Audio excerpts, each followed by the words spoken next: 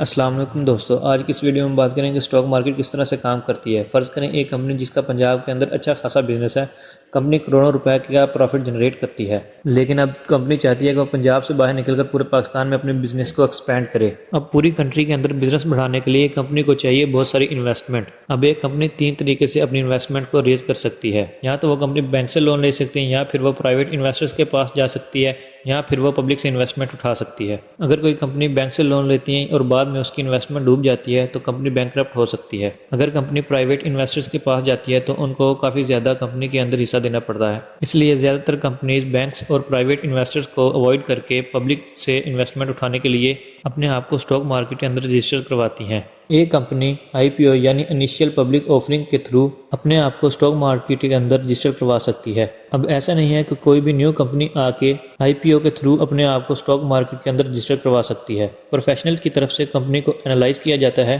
उसके फाइनेंस को देखा जाता है। अगर कंपनी करोड़ों रुपए के अंदर प्रॉफिट जनरेट करती है तभी वह स्टॉक मार्केट के अंदर अपनी जगह बना सकती है। कंपनी को स्टॉक मार्केट के अंदर रजिस्टर करवाने के लिए करोड़ों रुपए की फी भी देनी पड़ती है। उसके अलावा कंपनी अपनी मार्केटिंग भी करती है ताकि लोगों को पता लगे कि कंपनी पब्लिक है और लोग उसमें आके इन्वेस्ट करें। एक कंपनी जब स्टार्टिंग में स्टॉक मार्केट के अंदर रजिस्टर होती है तो वो अपने शेयर या स्टॉक की प्राइस अपनी मर्जी से डिसाइड कर सकती है। अब जिस प्लेटफॉर्म के थ्रू पब्लिक आकर कंपनी में इन्वेस्ट करती है या कंपनी के शेयर खरीदती है उसको स्टॉक एक्सचेंज कहते हैं। हर मुल्क का अपना अपना स्टॉक एक्सचेंज होता है, जैसे पाकिस्तान का है PSX यानी Pakistan stock exchange. I hope कि आपको ये वीडियो पसंद आई होगी। अगर वीडियो पसंद आई हो तो हमारे चैनल सब्सक्राइब करें, हमारी वीडियो को शेयर करें। शुक्रिया, अल्लाह हाफिज़।